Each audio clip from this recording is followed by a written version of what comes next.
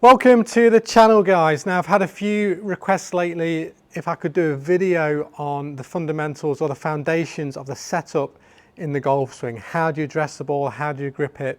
All these things that are so important, no matter what level of golfer you are.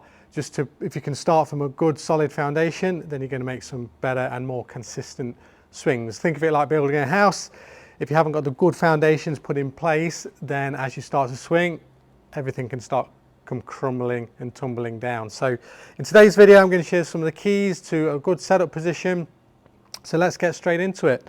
Firstly is aim. So important, and something that many of us often struggle with, but when you're practicing, let's check our aim. So a simple thing you can do here is just get 3 alignment sticks or golf clubs on the ground, and they're going to be positioned in such a way that this one on the right here, this orange stick, is going to be basically more or less aiming at my target over the water there at that flag in the distance. This inside stick is going to be parallel to that. Think like train tracks. So this isn't actually aiming at the target, it's aiming left of the target, but parallel to the target line. Now this is where I'm going to have my feet, knees, hips and shoulders all parallel to that stick. And this third one here is ball position. So we'll talk about that in a moment, but aim is so important when you're taking your setup to ensure, if you're looking to hit a relatively straight shot of course, that your leading edge of your golf club is pointing at your target or down the target line. So the second thing is how to set up with good aim when you're on the golf course, because of course this is great on the range or when you're practicing. But on the golf course, I like to encourage something we call spot aiming. So you may have heard of this, a very simple thing, but a great thing to do. So if you take an imaginary line from your target out there in the distance and come all the way back to your ball, and if you find just in front of your ball, a couple of feet in front here, if you was on the golf course, you might find something like a leaf or a divot or an old tee peg if you're off the tee. And if that's in line with your target now, this gives you a much closer reference point in which to aim your club face. If I was on the course here, I might find something, a leaf or a dark patch of grass or something here in the rough that I could align to. So in this instance, I'm going to pick this, let's say it's a little bit of rough there, a dark patch of rough. So I'm going to set up, get my golf club aiming perpendicular to that. And then I'm going to build my stance around that imaginary line. Of course, you won't have these sticks when you're on the golf course. So from there, then you can take your setup, build your stance parallel to that imaginary line, and now you're in a good alignment, good consistent alignment there at setup. So that's aim. Ball position, hugely important, and of course this varies depending on the club that you're using, due to the length of the club or the loft of the club changing. So a good rule of thumb, this is my kind of philosophy on ball position, is if you can set up with an alignment stick here when you're practicing, if you were hitting, let's say, a standard wedge shot or a scoring club, let's say an 8, 9 pitching wedge, sand wedge, those sorts of clubs, then I would tend to prefer the ball positioned pretty much in the center of your stance relative to your heels, because what you'll notice is I actually encourage most players to flare their feet out slightly, and depending on people's hip mobility and how they like to stand, this might vary. So if you start to look at your ball position relative to your toes, now this in fact starts to change, of course. So if your toes are different, that ball position is changing relative to the toes, but it's staying the same relative to the balance and how you're going to move. So always think relative to your heels, and in this instance the ball would be positioned pretty much in the center. Now as you start to, let's say you go to the other extreme of a driver, then that ball would be positioned much more off your left or your front heel. So that would be where you'd have the ball pretty much here, a wider stance, and now the ball's much more off your front foot, off your lead heel. So 2 things I like to do to teach both the standard short iron setup and a driver is if you start with your feet together, ball in the middle, and with a mid iron or short iron, you can then take a medium step to the left, medium step to the right, and you've kind of already got that pretty much in a good position. If it's the other extreme with the driver, start again, ball in the middle, feet together, and just take a baby step to the left, big step to the right, and now all of a sudden you're positioned correctly with the ball for that particular club. And then of course we've got everything in between. So if this here is my scoring club, the short iron, then if I went up to a 7, then the ball would go slightly ahead of that. The stance would get a little bit wider. 6 iron, it'll move slightly ahead, stance a little bit wider. 5 iron, a little bit wider, and then you move up to your driver, which of course would be where we mentioned earlier on. So generally what you would like to see or not like to see is you don't really want the ball positioned at any point forward of your lead heel or any point behind the center of your heels. So you're always positioning it somewhere in here. Stance width will vary, but this will be generally where your ball's positioned. Of course, you can play the ball back here or further forward if you're playing a specialist type of shot, but nothing pretty much for a standard golf shot. So that's my thoughts on ball position. Now, that can also change depending on your preference of ball flight or your tendencies as a golfer. As a coach, we can utilize that to improve your ball flight, but that's something that's very individual. So there's ball position. So we've got alignment, we've got ball position. Now a hugely important one now is balance and posture. And so posture is super important. Balance is super important in the golf swing.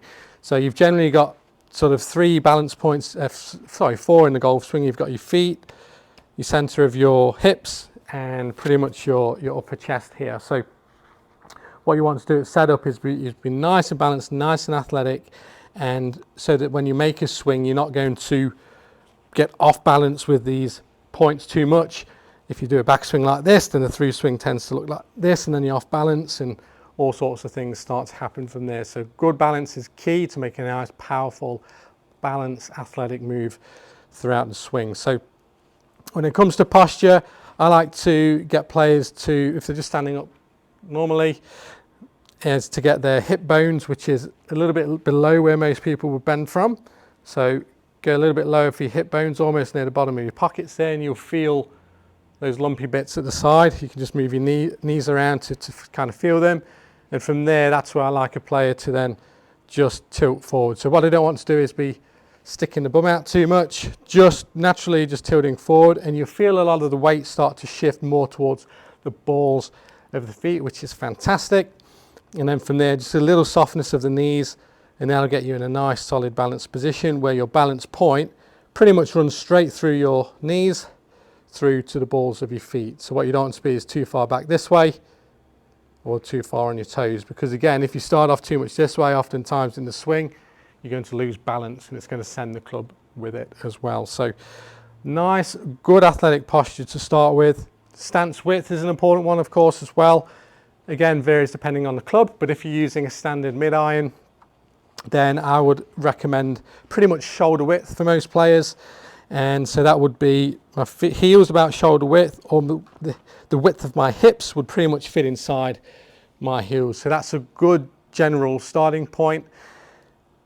Just be mindful that depending on your flexibility, if you go too wide, then you'll have a lot of stability in the swing, but it'll be more difficult to rotate.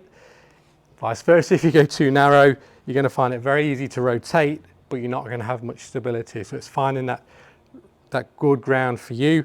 So that would be pretty much a general iron shot, and then obviously the driver and the 3-wood, making bigger, more powerful swings. The stance will get slightly wider as you progress up the clubs. And next, well, a common question I get asked is, Danny, how close or how far away do I need to be from the ball at setup? And that's a great question. It kind of varies depending on your tendencies and what's happening with the golf swing. But in general, my preference is certainly for a player to be closer to the golf ball or the dress. So what I mean by that, a lot of players you'll see might get a little bit reachy in the golf swing. So they might be stretching a bit too much for the ball, and then it'll send the balance off in the golf swing, or they'll have to do different things to get to the ball, and it can lead to inconsistent strikes and inconsistent motions. So for me, I like to get players much closer, sometimes a bit uncomfortably close to the ball, because what that does, getting that bit closer, it encourages or almost forces a player to join their swing to create room in which to deliver the golf club to the ball. And that creating room helps you to maintain better posture, better angles throughout the swing. So I think it just encourages a lot of positive things in the swing. And so what I mean by getting closer to the ball, a general rule of thumb for me is to get sort of a hand span width from your thigh to the butt end of your golf club, assuming the clubs are correctly fitted for you. Another way you can look at it is as you're looking down, getting the butt end of your club pretty much over your toes at address.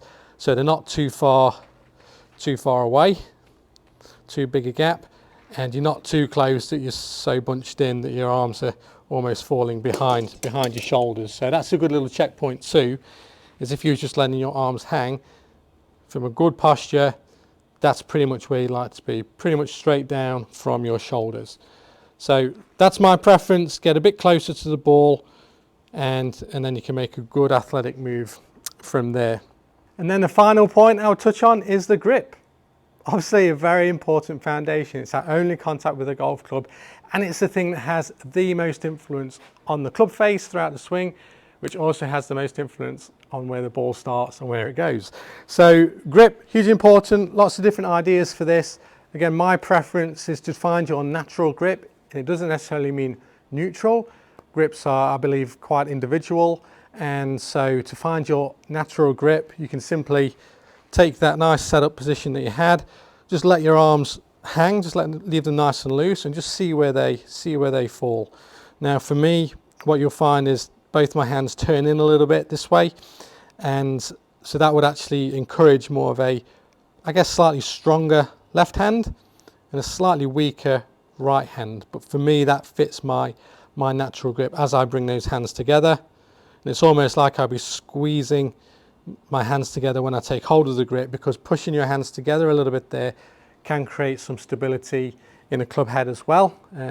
Equal and opposite forces. So if you're pushing together, it's going to create stability as a result of that, rather than your hands fighting against each other. So for me, that's quite natural. For yourself, that might be different, but that's how I would like to see the grip, nice and natural. From there, changes can be made, of course. If there's patterns in your ball flight that you might want to change, then obviously the grip's a huge influence. There are things that we can do, but for someone starting out, I would recommend as natural as possible with their grip. And holding, again, presuming the clubs are correct length, holding about 1/4 of an inch from the top of the club there for where you start to hold it. And so that would be my preference. Now, there's also 3 types of grips that you generally see, and we'd call them the baseball grip, this one here, where you've got all the fingers on the grip. You've got the overlapping grip, which is a very popular option, and you've got the interlocking grip. Now, either of those are fine. I tend to prefer either the overlapping or the interlocking for most players. Ladies, I believe this is quite a good grip, the baseball there, because it just creates a bit more stability on the grip. But generally, you would find players with smaller hands, or people with smaller hands, like myself, the interlocking is actually a little bit more comfortable. This is something I've done for many years, copying obviously Tiger Woods. He was the guy who got me into golf, as many of us did. So I like the interlocking, but let's just find what's right for you and a good natural grip. So that's pretty much the fundamentals there. We've spoken about alignment, we've spoken about ball position, we've spoken about posture, we've spoken about balance, we've spoken about the grip. So I hope that gives you a good idea of how to set up to the golf ball, and for some varying clubs, whether it's your short iron or your driver. And I hope that really helps. If there's any questions there on setup, please let me know. Like I say, the foundations are so important, because if they're not quite set in place, then as you make the swing, things can come crumbling down. So from good foundations, we can start to build a good swing, good balance, and hopefully some consistent golf shots as well. Thanks again for watching. Please like and subscribe. Lots more great videos to come. Like I say, any questions, let me know, and I look forward to seeing you again soon.